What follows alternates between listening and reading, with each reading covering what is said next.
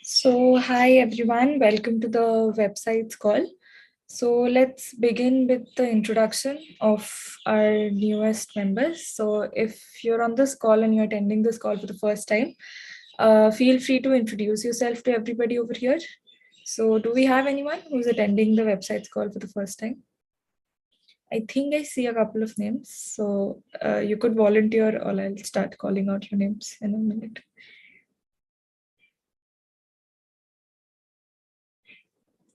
Anyone who's new on the call and you want to introduce yourself to everyone here? Meanwhile, I'll add the meeting minutes link to the chat. Sahil, if you want, you can unmute and introduce yourself.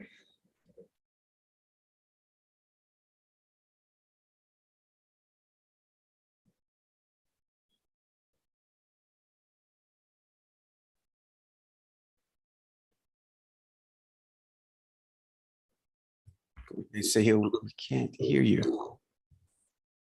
Hello everyone, I'm Sahil and I'm currently pursuing the BTech CAC from VIT AP, and I'm currently working in JS issue in the layer 5, but due to some people are not there and they are on vacation, that's why it is on hold right now. So I thought I will work on some other issue, which is Lee gonna tell me in this meeting, I guess. Thank you. Thank you, Sahil. Anyone else who's attending the call for the first time here? Deep, I don't think I've heard from you before. Is this your first website's call?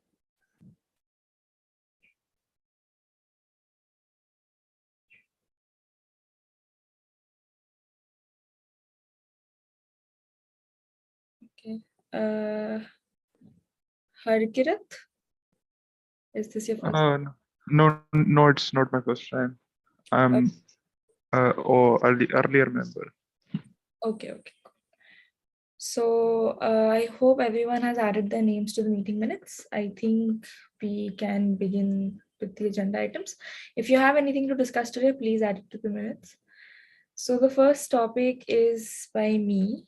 So recently we added a call to action for MeshMap. So this is how it looks now. I sort of had a different animation, but Lee worked on it a little bit as well.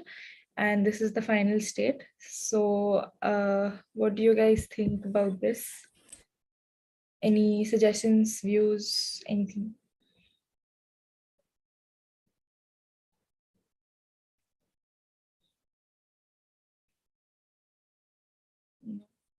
Do you guys like it? Yeah, it's wonderful. I also tweeted on Twitter also about it.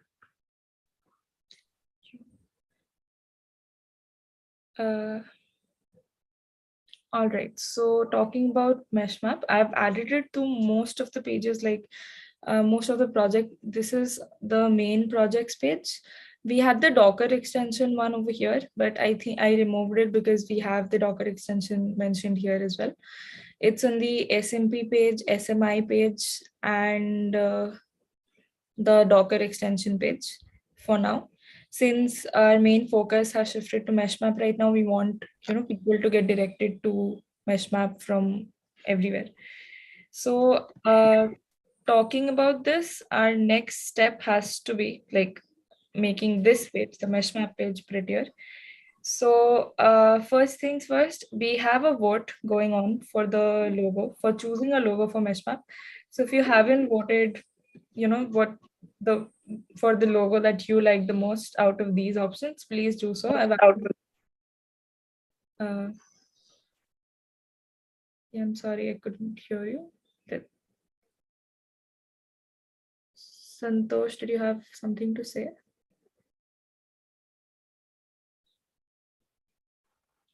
No, sorry, it was unmuted. No problem. Sorry. No problem. Right, so you guys can go vote for your favorite logo. So We have added small features like this maximize, minimize feature to the images here. But this page still needs a lot of work because now since we're linking it from all the other pages, it's on the nav bar, as you can see, it's the main button here. So this has to be the most good looking page on the entire site. So if you guys have any ideas as to how to improve this, please feel free to, either work on it or share your ideas with us. Anything works. So yeah, that's all about MeshMap page. Anyone with any suggestions right now about the call out or about the page itself?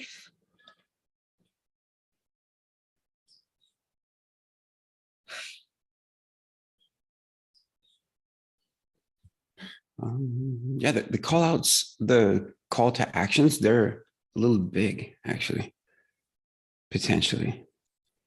Yeah. I don't know, just food for thought. People won't miss them. That's good. So just for clarification, we had been speaking about a call to action, like rotational framework in which people would create small advertisements like this one, like a call to action, and that those call to actions could be inserted into a framework that would help rotate different advertisements, different call to actions through collections like blogs and news. This one isn't one of those, I don't think. But I wonder if we have our first rotational call to action just yet. Does anybody know? So Meshmate Nikhil worked on this. He had demoed it once or twice. Yeah, I don't think we have an example up yet. Like the framework is there, but we are not using it anywhere as of now. Okay, got you. He is included mainly for the blogs page. Yeah, so no support for news just yet then. I'm not sure about news. I'll have to check because last time on the call, he mentioned blogs. I don't know if he made updates to it later on. So we could use it for any of the upcoming blogs or add it in one of the older ones. Nice. Okay. Yeah, I'll take a note in the meeting minutes about the possibility of a contributor taking that same rotational framework, and we'll first just verifying whether or not it's supported in the news collection. Wait, is that right? Would we want it in news? Maybe I'll have to think about that. Maybe that's not such a good thing to do. So aside from that suggestion, perhaps I'll take a note to the extent that someone wants to try it out for the first time. So hopefully everyone on the call has a little bit of, has an idea as to what this rotational call to action framework is. So if you're a site visitor, you're reading a blog post, maybe the blog post at some point says, oh, hey, come join us on the discussion forum, or have a look at the Docker extension, or try out MeshMap, or whatever that message is, that call to action message is, that this mock-up that we're looking at right now identifies 3 areas to drop in a message. And it's nice because that way the messages, the call to actions, they can be kept fresh, which is to say that they're not necessarily hard-coded into the page itself. So at the time that this particular blog post was written, it said, hey, go do this. And actually, whatever that message was, it might be old, or it might have been like, hey, we have an upcoming beta for the Meshery extension inside of Docker, and come try it. But after 3 months, it's like, well, no, it's not in beta anymore. It's out. So just come. So we would want for that message to change and be refreshed. And so without having to go through all of the old blog posts, this dynamic framework allows us to centrally control which messages are shown, and that way we can rotate them through. So I don't think anyone has put it to use just yet. I'll put a note in the meeting minutes in case someone wants to try it out for the first time. So this would be good.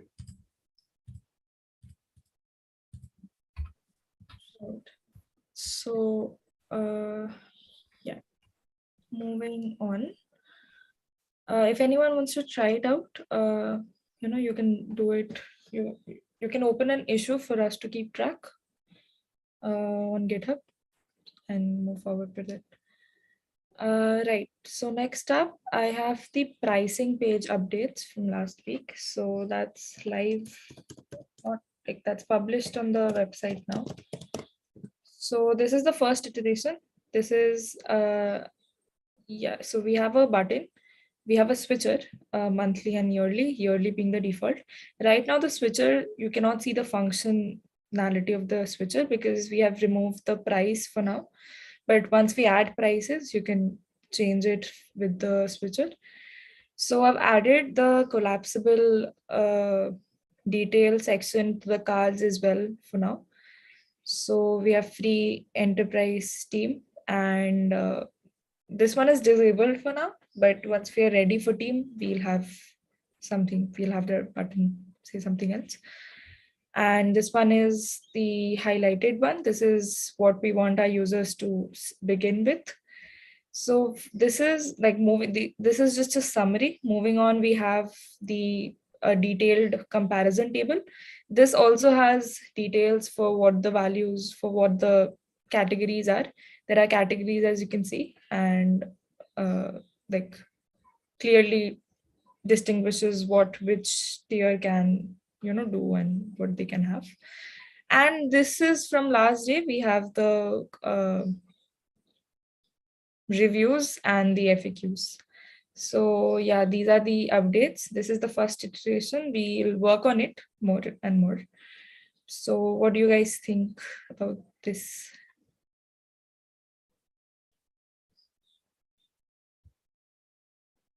If you have any other suggestions, maybe about the background or anything else, feel free to drop it in. Yeah, or maybe about how features are compared. So this is this page is new. If the page isn't, unless I'm mistaken, it's not linked to anywhere, but it is a public-facing page, and at some point in the very near future, there will be any number of links pointing to it, and hopefully it achieves a couple of objectives. One is easy for people to understand. Like one of the questions that I might have as a visitor to this. So this is for Meshery. It might be that I would come here, and for me, being the cheap bastard that I am, I like free things. So I would be, I would hone in on the free, they had me at free. I probably wouldn't necessarily go beyond that. I might want to explore, look at what I'm missing just to know that I'm okay with missing those things. But so I started free. And one of the first things, I mean, if I was really being detailed about this, maybe not, but if I would, it says free for, it's oriented toward personal use. It doesn't say the word oriented, but I might infer that.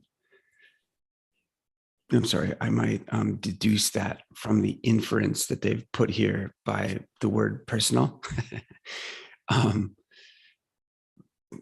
Boy, the words infer and insinuate so often like switched around. It's like someone saying like, oh, they've got a bug bite. And they're like, yeah.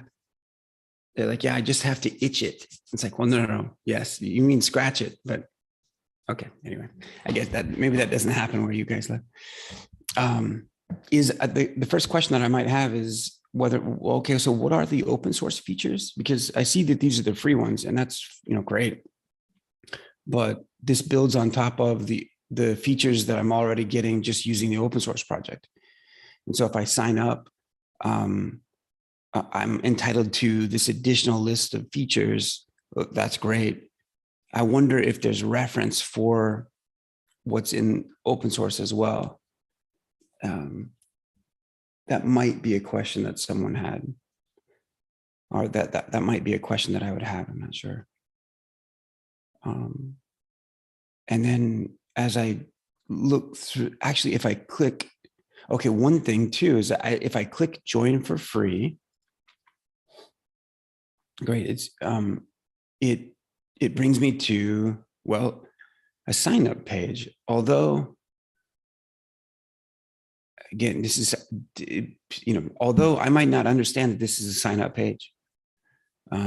There's a Docker software engineer, an engineer that works at Docker is using Meshery, and had reached out recently saying, hey, what, I want to use this even more. Where's the best place to go to sign up to get an account?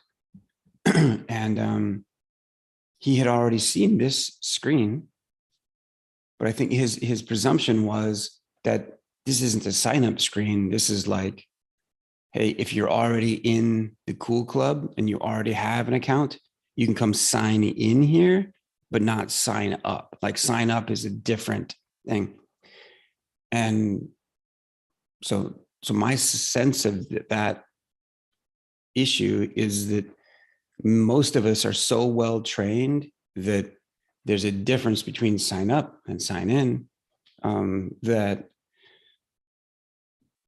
that sign up inevitably has empty text fields that you fill in your email address, your first name, or your name, your email address, your username, whatever those fields are. I think that actually threw him off and sent him having to send an email to ask for an account. So just two things that come to my mind about maybe people would have questions on. I'll put those into the meeting minutes as well. So, because I know Aditya, his fingers hurt today, so he's not going to be taking any meeting minutes. But are we working towards making a sign up page? So we were, right? Like a sign up and sign in difference. Mr. Cambodge, I don't know. Is that something you're working on? Yeah, I will work on it after the Docker theme. Nice. Okay, that means that probably maybe that is open for someone else to work on. Yash, his fingers might hurt as well. Yash has got a few. So actually, so there's some jokes flying, some sarcasm flying around, but actually, so the reason that we discussed this type of a thing on this call is there's a simple web page. It's a single page that has these 4 buttons. It also has a modal. If you hover over sign in or sign in questions, if you go, yeah, right. There's a modal here where people can get like, hey, why do I have to sign in, or what do I get, or which kind of relates back to the pricing page that says, here's what you get. Anyway, we're in need of a similar form of this page that has an alternate set of inputs. So this particular this particular repo, this particular page, it's part of Meshery Cloud. So if this is of interest to someone, just signal in now or in chat or what have you. I created a bug recently. I forget who I was speaking to at the time, but I'll mention this in the meeting minutes as well. There's a bug in the bottom footer where YouTube is slightly of a charcoal color, not of the same coloring of the rest. And so it's just a simple SVG update, but it's another one. And So if anyone's interested in creating a sign up, then.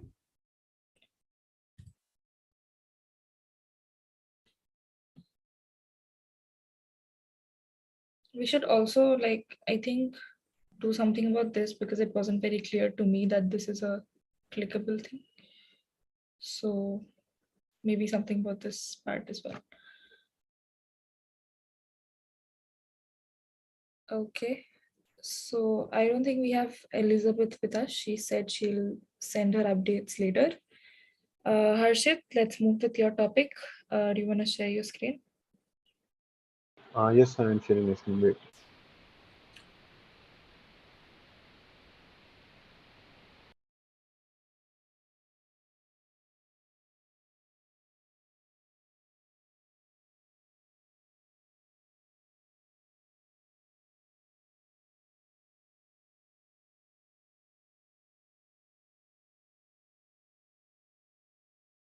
You're on mute if you're speaking. Okay, sorry. Am I audible now? Yeah. Okay, so I was working on a dark theme of a layer 5 website. So the update is here. Basically, I almost completed all the pages in a dark theme, and we have a SVGs in a white now if it is dark. And if it goes to light theme, it goes back to the original color. So yes, this is done yet, and all the pages are now converted. Okay, wait a second. I think it's lagging my screen. So I think I can't show my all the pages, of course, here. So I recommend everyone to check out this PR I created on GitHub. So yes, this is the update, and I will complete it. I think in 1 or 2 days I will be done with this dark theme.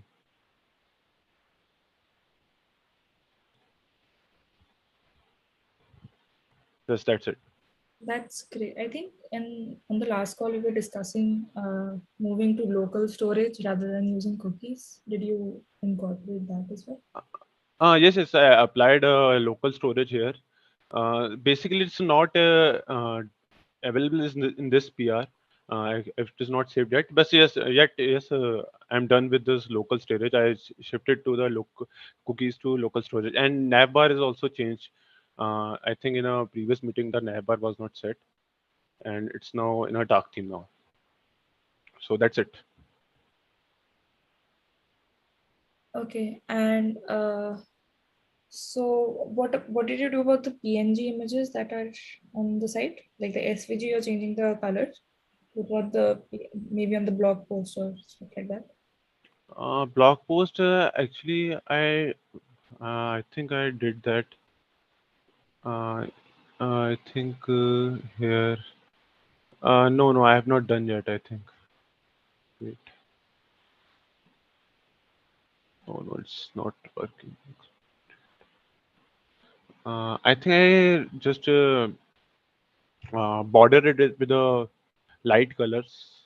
It's not working yet. I think I messed up somewhere in a part of code. I think it was working, and it's not working now. But yet, yes, it will be done in 1 or 2 days. I think it's not working yet. Okay, so once you push your final updates, maybe just send in a note about the ones which are yet to do, the ones which are completed. And anyone on the call, you can go and review because like this will need a lot of review since it's an entire conversion department. So yeah, I I think it looks good. Like apart from, I'll have to review and I'll give my Apart from all of the mess ups, just know that, yeah. So who doesn't love a dark mode? Like most everyone, or a lot of software engineers appreciate a dark mode. Want to maybe get some of that blue light out of their eyes. But there is a choice, it looks like. So Harshit has designed in the switcher at the top. Yeah, so Harshit, when you're ready, it would really be helpful for others that are on the call to give feedback on this PR because it is such a significant change, and it is quite easy to overlook. Actually, like here's an example. It's quite easy to overlook how you would make certain colors inverted. If you were to scroll down a little bit to the section that has 4 of the project listed, like here, so so there's a shadow, and this might be more of a style question than it is actual guidance. It might be more of a question, which is the cards themselves have shadows. I think on the light colored site, those are just black colored shadows, or like they're quite diffused, right? It's very soft, very soft, very soft. And near as I can tell, in the proposed dark mode, that conversion is pretty accurate. Like it's still quite a soft background. It's the same color is used. So it's not like a light green like we use in other areas. The like visual element, that grid of dots on the right-hand side, I don't know that there was a need for, I don't think that there was any change there. And I don't know that there was a need for any change.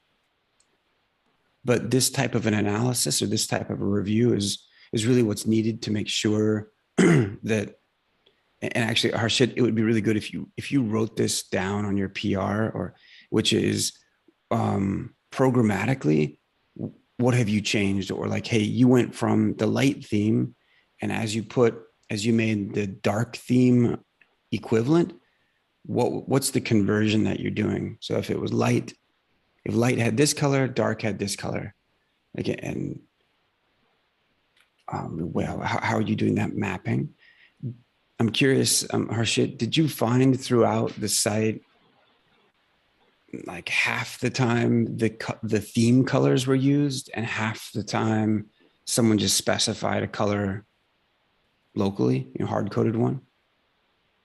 Okay, so basically how we change the colors here is that we have this file basically, honestly, here. Yes. So if we, this is theme styles, and it is basically for white color themes in a light mode, and this is for dark colors basically. And if I change if I change the colors here, and also change the colors here, it will basically change all the elements of this community text basically. And this is how it works. This is how it is centralized, and this is how we change the themes here. And this is it. Okay, close. Okay, not good enough, but close to what. Thanks for pointing that out. My ask of you is to present the difference, the conversion that you've done, the difference between what was in light and what you're using for dark, so we can see what that difference is and evaluate and confirm that, like, yeah, that was appropriate, or that was the direct invert. The other part of my question was, in what areas did you find that the colors were hard coded versus using the theme? I'm actually going deep down to the code that which colors hard coded there, and when it is hard coded, I'm directly changing it to that centralized codes basically. That's why I'm working on this. Yep, nice. How about what percentage of the time would you say that the theme was used versus hard coded color? I think majority was not hard coded. Yes, but many of them was hard coded. Like this was the hard coded. Whole nav bar is hard coded, and many colors were actually. I think majority of them, but was not hard coded. Yes, that's it. Okay, and then as you identify those and update them, how are you updating them? Okay, I am updating them. Basically, I'm adding a new color section. Like here, I added project shadow colors, and it was basically black in original one. So I created this variable project shadow black, and I created this for a light theme also. And I'm changing the colors directly from a global styles basically, from there.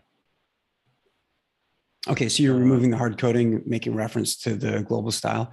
One of the first things that we could do to get some traction on your new feature is where there's hard coding, put in a central theme reference to the light theme. And we can move forward with that and begin to merge those changes. And then that will set us up for being able to move forward even more easily with the dark mode. I might suggest, just for my own peace of mind, that potentially you use the same file for light mode and dark mode, because one of the things that I'm nervous about is like some colors not having been taken into consideration, or that they were taken into consideration, but the proposed dark color, the dark version of it, is perhaps not ideal. So seeing them side by side would help with that understanding. And then seeing them side by side for developers that reference it later might be helpful, because you can see the difference, especially if a new color was ever added, they could see adjacent to one another what the difference is. If you're adding things like shadow, well, I mean, there are some shadow. Yeah, you would not want. Yeah, go ahead. Okay, yes, it is easily can be done. Basically, I can move this, I think, object-like thing in a here, and we can compare it side by side like this. I think this is what we want here. Yes. Yeah, I think so. Yes, it will be easy. It can be done easily. I will make these changes today itself and make a PR about this. Oh, okay. For the hard-coded light theme colors. Okay. Yes. Nice.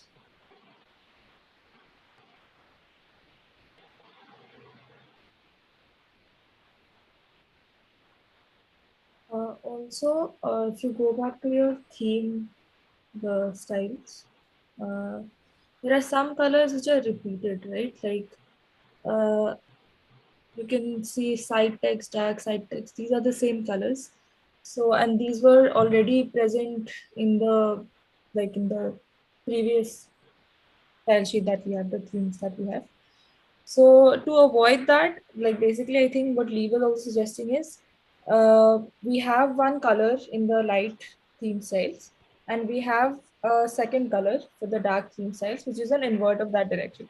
So you don't have to pick up every component and have different, variables for the colors. We just have, suppose you have white over here, the exact opposite will be black over there. If you have a shadow color over here, the opposite will be something else in the dark. So, and since we use only our brand colors throughout the site, we shouldn't have such a wide range of colors that we have. It will just be a set of colors and, the opposites that we use in the white mode. So try to avoid the repetition in the colors that you have over here, and have the exact inversion possible. I know in some places it won't be possible, but to the maximum level that we can. Yes, I will consider this. Thank you very much.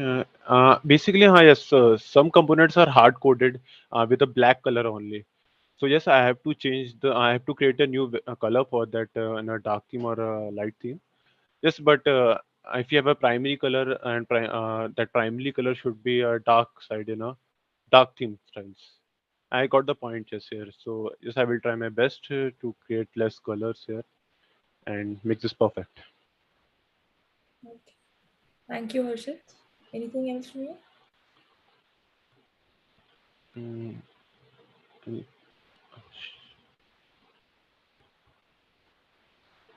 should I stop sharing or any questions on this? Yeah, so I think everyone will have to review the PR once. So once you have a detailed review, please add your suggestions on the PR itself. It will be very helpful. So, and try to make it detailed, like Lee was suggesting right now, so that it's helpful Okay. for and for everyone else.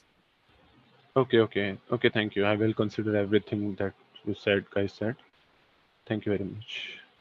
Thank you, Harshit. Okay. So next we have Aditya Subedi, I think. So you have a couple of topics. Let's have you cover all of them at once. Yeah. Okay. I'll share my screen.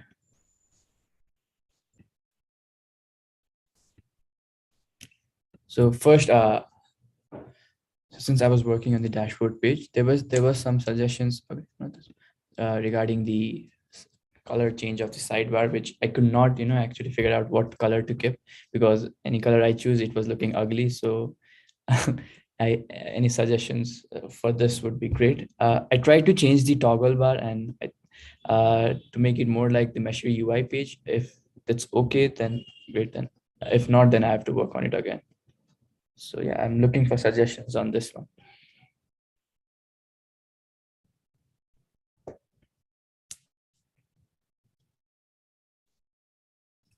Yeah, just as any other color other than the same color, almost. Like if it was yellow, like of the chevron that's there, if it was yellow, it might be a little too much of a, but cutting the opacity by half would produce a lighter shade of green, but that is still of the same base color. Something like that might work. Okay. Okay. Yeah. Okay. So decrease the opacity. Could be, yeah. And for the sidebar.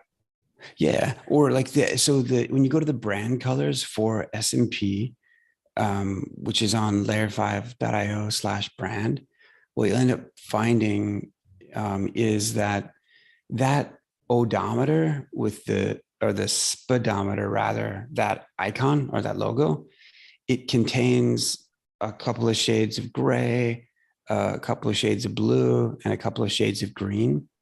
So if you exit this, but if you scroll down a little bit, okay, see the colors here, the colors section. If you scroll down a little bit more, so there's I guess it doesn't call them all out. Wait, keep going a little bit. Okay, I guess it doesn't call them all out, but there's a teal blue there that might work for, it's kind of a second, it's not your super bright primary yellow button, but sort of a secondary teal blue that still, indicates to people that something else is going on there, but doesn't have to be as eye-catching as the yellow. Mm. If you download the brand kit for SMP, it will probably have a color scheme inside of it, inside the bundle, that should have the 2 or 3 other grays that are within there, or the other shades of blue that are within there as well. And that might give you another color to work with. Okay. Yeah. I'll try like with everyone, and I'll ask for feedback. And if it looks good, then it will be done. All right. That's for SMP. And another thing I was working on is the catalog page. I did manage to like the pagination, like I did manage to work with pagination and it was working fine, but I was editing something right before the call and it just broke everything. So I'm sorry, I'm really sorry that I cannot show that pagination thing. But I had a few questions. So in this link, when we are trying to go to a new page for each catalog pattern, we are specifying with this thing, but I could not find where this URL is coming from. Like it's not on the front matter. Sharing the SMP page, right? No, this is for catalog. Yeah, I don't see the catalog. Oh, all right. Sorry.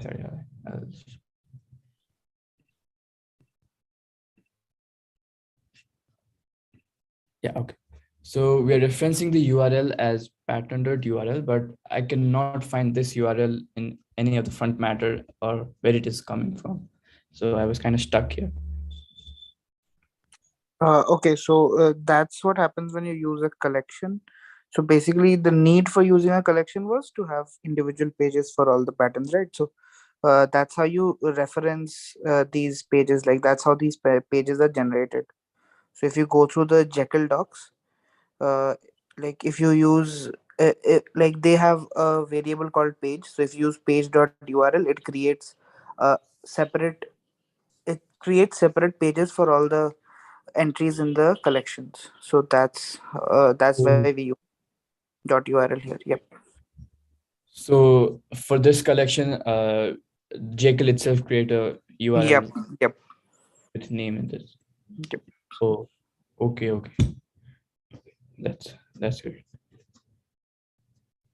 Yeah. And another thing was, I think let's move to the other thing. I have not set up the docs website. I'll set it up and share my screen again. Okay.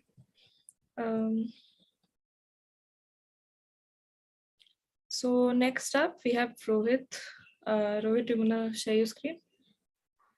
Yeah, hi. Yeah, I'm gonna share my screen. One second. Cool.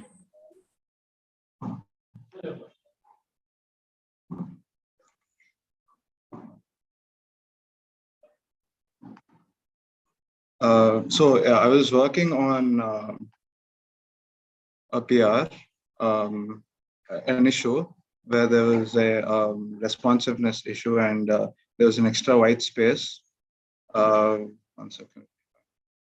Yes. Yeah. So this clipboard, the copy clipboard tooltip wasn't aligned properly.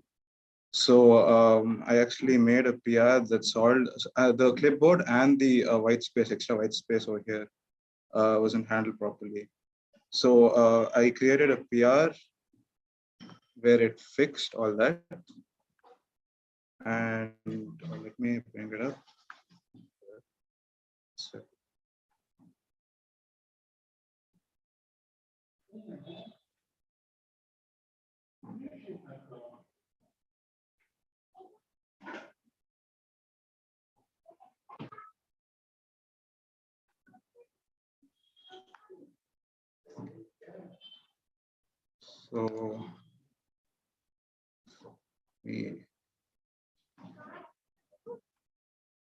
So I actually made this quite a bit responsive, but I need some solution or need some suggestion on how I should handle this tooltip when it is in mobile state. When it is in normal desktop stage, it behaves fine. But during during a mobile screen, should I stack the buttons or keep it the same way or like how it is? And also when it is in the mobile state, for initial state, all the content was fixed to the side. But in mobile screen, essentially, it's better if you use the entire screen real estate to your advantage. So I tried moving it in center, and by my opinion, I think it looks better. But yeah, I wanted to know your thoughts. Can you show the current one? How is it right now? Okay, 1 second. It is.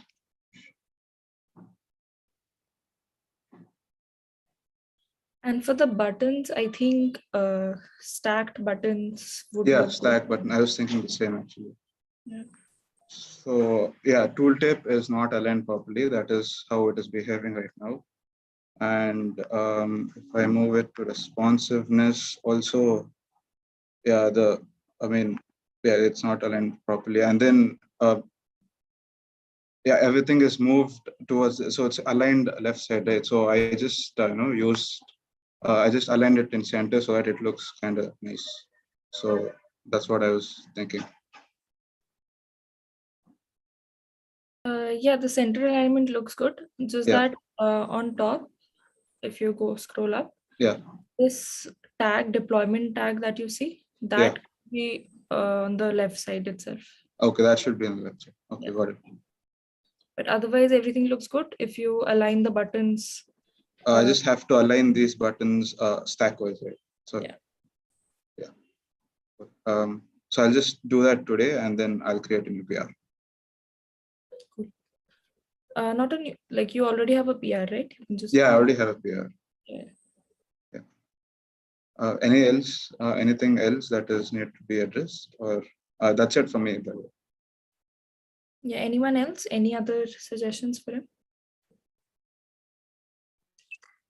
So Rohit, I was just going through this PR. So the thing is, it's responsive in the mobile view, but if you if you just keep shrinking the size of the page, there's like this huge portion where the text gets cut off because of the responsiveness. So ideally we want the model to be responsive in all the sizes of the screen. So there's this portion like from I think 1000 pixel to like 600 pixel where the text is getting cut off. So yeah, Okay. you'll want to take a look at that as well. Sure, sure. I'll just add a media query and handle that too. Yep. Okay. That's it. Thank you, Rohit. Okay. We don't have Abhiyant with us today, do we? No, I don't think so. Aditya, are you ready with your next item? Yeah, I'll share my screen.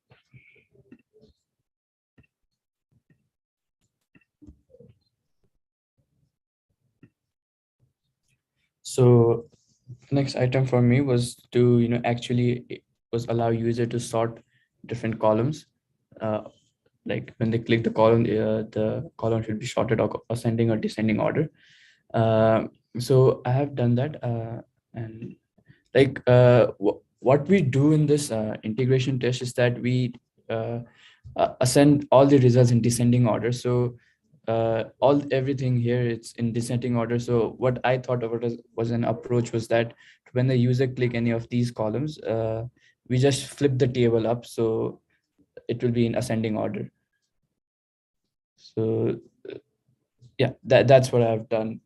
And like these are all in this test are now all in ascending order. And if a user clicks in these tests will all be in descending order. So Betty, if they click on one column to sort and then they want to choose a secondary column to sort, leaving the primary column sorted, can they click a second one? No. It's like that doesn't work. Like what? How will the what?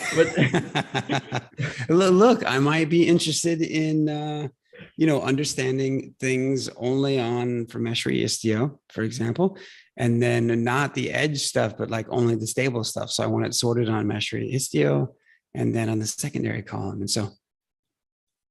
And so I'm just giving you, I'm just mess. Like that is a real use case, but you've definitely taken it as far as I would have expected. I mean, like, if people really want that, they'll highlight the table, copy and paste it into their spreadsheet, and they can have fun with it over there. So you can tell them to go stick it, to go stick it into their spreadsheet is what I meant to say. Yeah. Anyway, this is great. I'm curious, what tech did you use to quickly deliver like sortable columns? So for the descending order, for the default state, we are using Jekyll only because landing page is Jekyll only. But when we click it, I'm using JavaScript to just flip the table upside down. Nice. Yeah. Is that from a particular library or is that just a small routine? Plain JavaScript. Oh, okay. Yeah, I'd be curious. So that's probably a highly useful thing for like a number of the sites in general, where actually Sahil, who's on the call, he just got done doing table sorting. This was done in Gatsby for the service mesh patterns, but we've got 3 or 4 other Jekyll sites or just regular HTML sites, irrespective of what tech is used underneath. It's just like you said, it's just some JavaScript to help with that locally. A couple of thoughts come to mind. One is that like that becomes a useful, so Jekyll doesn't, as a framework, it doesn't have components as you would imagine in kind of React. Having said that, it does have includes, which is they can be small or very large snippets of code that become reusable. You just include that piece of code, that component, if you will. And so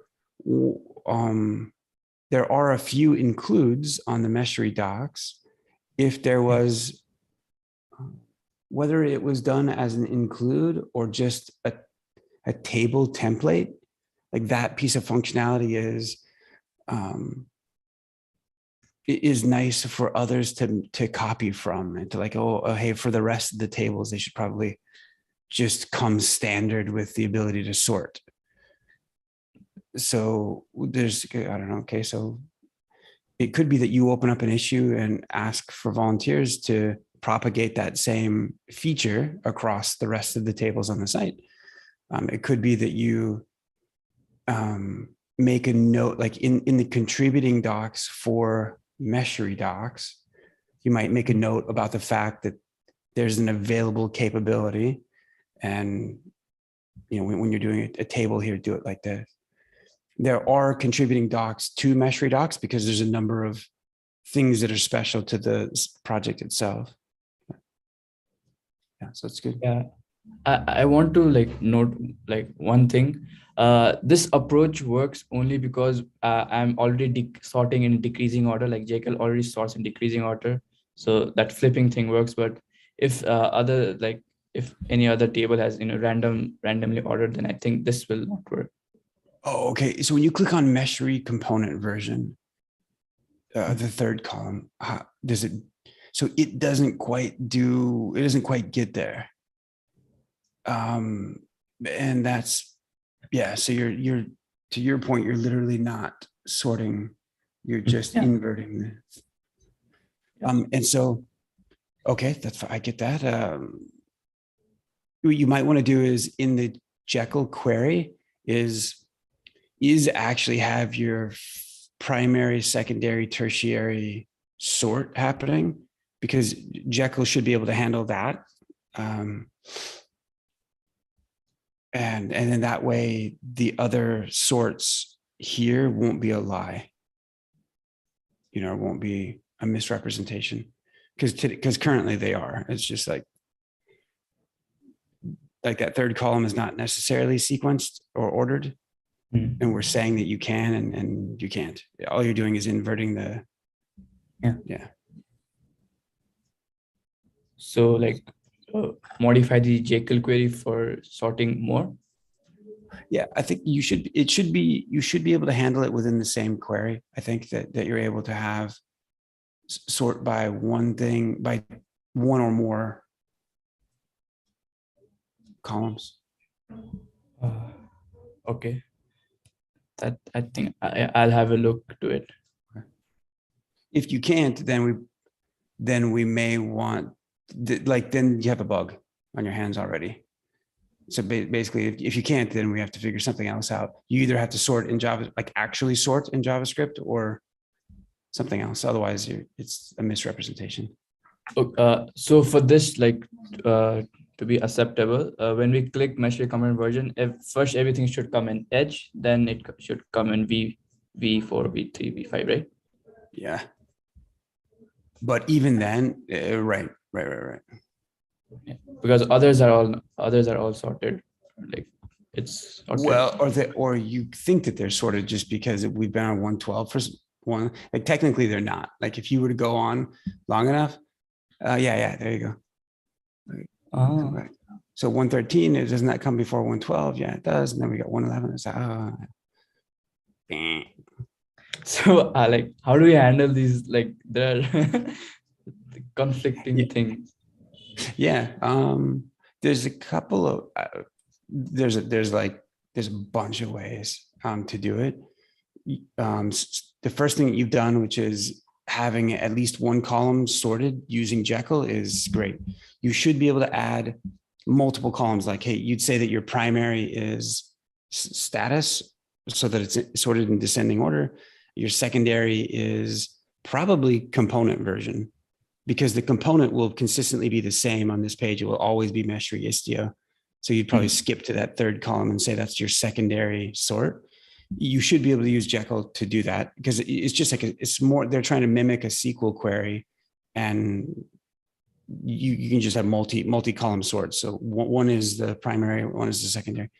To the extent that either isn't easy or doesn't work well or something, on the JavaScript side, you might seek out a table function, an open source table function that performs it, such as sort. If not, because generically you can take a table, you can take the you can take the HTML here and pull the table into an array and the HTML elements into an array, and then perform an alphabetical sort from there, and then rewrite the table based on, and that would be like what a jQuery function or something else would do. Or Okay. Bootstrap function. I think Bootstrap is integrated into the site. I don't know how much is being used. That both jQuery and Bootstrap libraries, I think, are available. Yeah, okay, I'll explore and experiment things. Okay. And I'll come back with results. Nice. Sounds good. Thank you. That was it for me. Thank you, Aditya. So we're right on time, and I don't think we have any other topics for today. Gaurav, if you're on the call, would you like to briefly mention about this part? Yeah, hey, sure, I'll quickly show.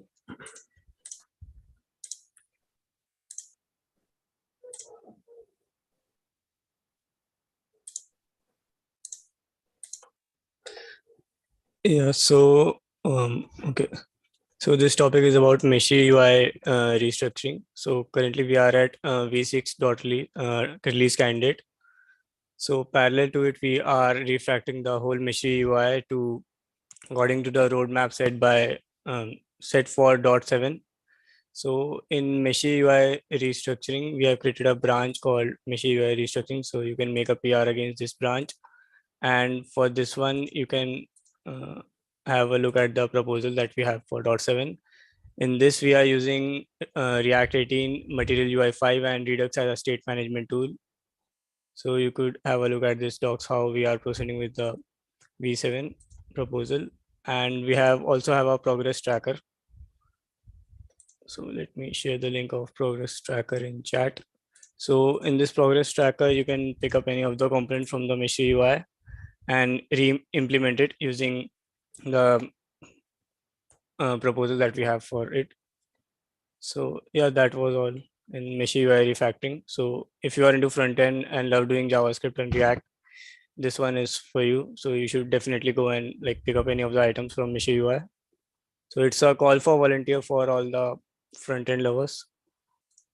So yeah, that was a quick intro about Meshery UI refactoring. Thank you, Gaurav. Okay, so that brings us to the end of the call today.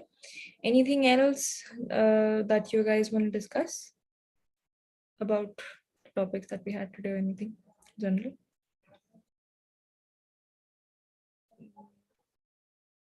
Assuming that's a no. Okay, so thank you everyone for joining today's call. See you all next week. Bye. Thank you, Devapriya. Bye. Bye-bye. Bye bye.